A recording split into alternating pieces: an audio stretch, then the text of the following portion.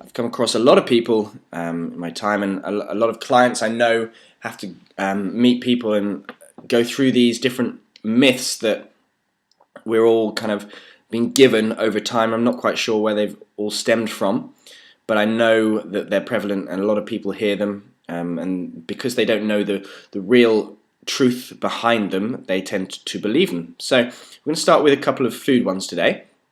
Now, first one is that you need carbs for energy and to fill you up. That's e.g. bread, pasta and things. Now, this is actually, I'm not sure where this one comes from, but it's actually it's the opposite. It's often true. So the problem is with bread and pasta and processed foods like that is that they contain something called wheat, which influences blood sugar levels the same way that plain sugar does. Now, our blood sugar is related to your things like your energy and things like that. But what happens is when your blood sugar raises very high, which is what wheat does and what table sugar would do, it then drops off very quickly because there's no fiber or anything to slow the release of the sugar down. So basically what happens when you eat something like bread or pasta is that your blood sugar will rise very high and then will drop off very quickly, which means you'll get a sudden rush of blood sugar, which gives you that sort of energy, that hyper kind of feeling, but then drops down very, very quickly, which means that your energy levels are going to drop down just as quickly. Also, the problem with those foods is that they are part of the gliadin family, which includes wheat and spelt, and is one of the most common food allergens. Now, what happens when you eat an allergen is that your body releases the hormone, the stress hormone cortisol, in response. The problem with this hormone is it has the side effect of forcing your body to store more of the energy you consume as fat, and actually what it does is encourage you to store body fat around your stomach area. So that's why when you're a very stressed person, you'll find that you'll put on fat around your tummy area. The same thing as if you eat foods that you're allergic to, which often these breads and pastas and processed foods are for us, that we will be encouraged to store fat, and particularly around our stomach area.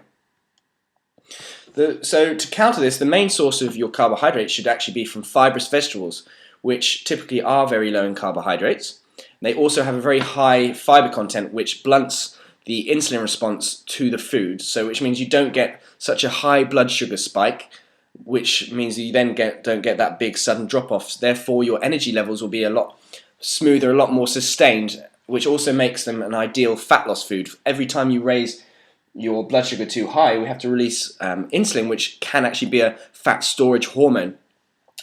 Also, a lot of people seem to think that breakfast would be the best time to have all of their carbohydrates. Again, when we follow along with the lines that those processed sorts of carbohydrates raise our blood sugar and then drop them down, that's obviously going to mean that our energy levels are not going to be very sustained throughout the day. But also, the best time that you should actually load up on your carbohydrates is the first 10 minutes after a workout, or 10 minutes is a bit unrealistic. So we say with the first hour is ideal for you to fill up. If you're going to be eating those sorts of carbohydrates, then you'd have them after your workout. It's mainly because your insulin sensitivity is at its highest, which means that the food that you eat, or the carbohydrate that you eat, will go towards your energy or recovery rather than your fat storage. So moving on to the second myth, and that is that you need whole grains for breakfast. I just briefly touched on it just a moment ago, but just to give you some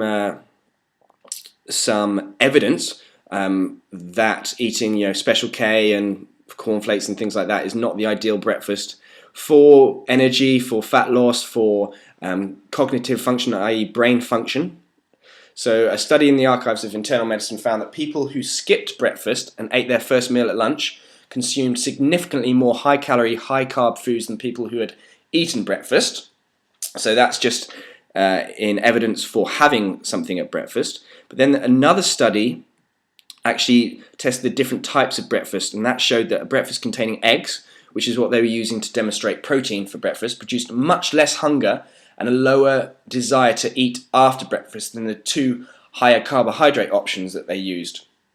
And the participants who had the egg breakfast ate much less at lunch and dinner, and they ended up eating between 150 to 300 calories less over the whole day than the cereal and croissant group. So just to summarize that, not only did they eat less calories overall, but the calories that they did eat were better purely because they had a high protein breakfast. So this study does highlight the misconception that simple carbohydrate foods are ideal for breakfast because they provide a lot of energy.